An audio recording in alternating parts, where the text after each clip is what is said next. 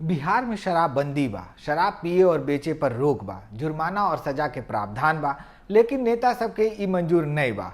हाजिर है आपका बिहारी पत्रकार, नाम है मोहन कुमार। इन्ने उन्ने का नहीं, यहाँ होगा ओनली बिहार। जनता छोड़िए, बिहार में नेता लोग ही शराब से रोक हटावे के मांग कर रहे हैं। पूर्व मुख्यमंत्री जीतन राम मांझी, उपेंद्र कुशवाहा सहित कई नेता शराबबंदी पर नाराजगी जाहिर कर चुके हैं।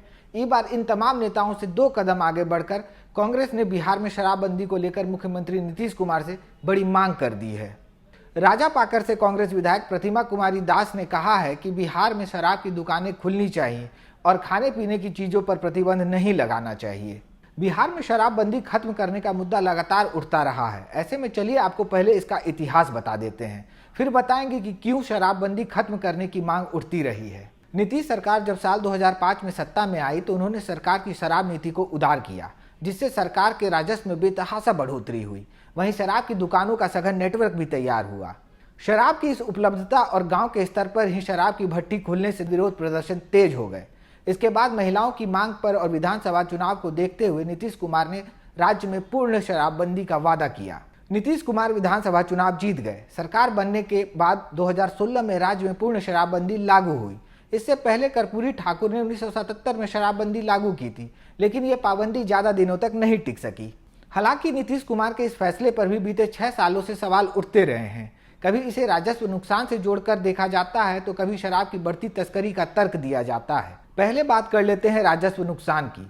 नवंबर 2021 में छपी द हिंदू की खबर ने confederation of Indian alcoholic beverage companies के हवाले से बताया कि पिछले 5 सालों में शराबबंदी से बिहार को 30 से 35 हजार करोड़ के राजस्व का नुकसान हुआ है, जिसकी वजह से बिहार में विकास भी प्रभावित हुआ है। अब आते हैं बढ़ती शराब तस्करी के मुद्दे पर। शराबबंदी की वजह से बिहार में शराब माफिया का उदय हुआ है। प्रदेश में भारी मात्रा में शराब की तस्करी हो रही है। फ्री प्रेस जर्नल की रिपोर्ट के मुताबिक बिहार में 2021 के दौरान प्रवर्तन एजेंसियों ने 45.37 लाख लीटर से अधिक शराब जब्त की। इसमें से 32.1 लाख लीटर भारत निर्मित विदेशी शराब थी। वैध शराब पर रोक की वजह से अवैध शराब की बिक्री बढ़ी है। नकली या जहरीली शराब पीने से मौत की खबरें आती रहती हैं। टाइम्स ऑफ इंडिया में छपी रिपोर्ट के मुताबिक मार्च 2021 से मार्च 2022 के बीच 11 जिलों में जहरीली शराब से 157 लोगों की मौत हुई थी। एक तरफ जहरीली शराब काल बन गया है तो दूसरी तरफ शराबबंदी की वजह से गांजे की तस्करी भी बढ़ गई है। नारकोटिक्स कंट्रोल ब्यूरो की 2021 की रिपोर्ट के मुताबिक बिहार में 27,395 किलो गांजा जब्त किया गया था। 2020 की रिपोर्ट के मुताबिक 16,607 किलो गांजा जब्त किया गया था। अब जरा शराबबंदी की वजह से दर्ज मामलों पर नजर डालते हैं। पीआरएस लेजिस्लेटिव रिसर्च की रिपोर्ट के मुताबिक शराबबंदी कानून के तहत बिहार में 2018 से 2020 के बीच 45,000 एफआईआर दर्ज किए गए।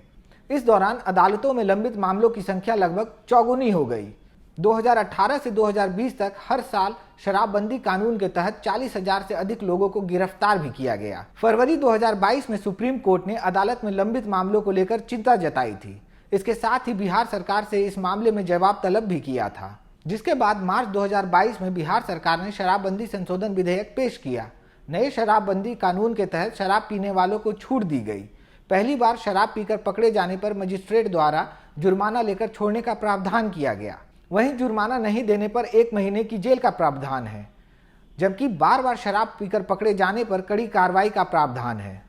संशोधन के तहत इस तरह के मामलों में सुनवाई 1 साल के अंदर पूरी करने का भी प्रावधान है। बहरहाल बिहार में पूर्ण शराबबंदी के बावजूद अवैध शराब की बिक्री की खबरें लगातार सामने आती रहती हैं। वहीं जहरीली शराब भी चिंता का बड़ा कारण है। ऐसे में शराबबंदी बस कागजों पर सिमट कर रह गया है।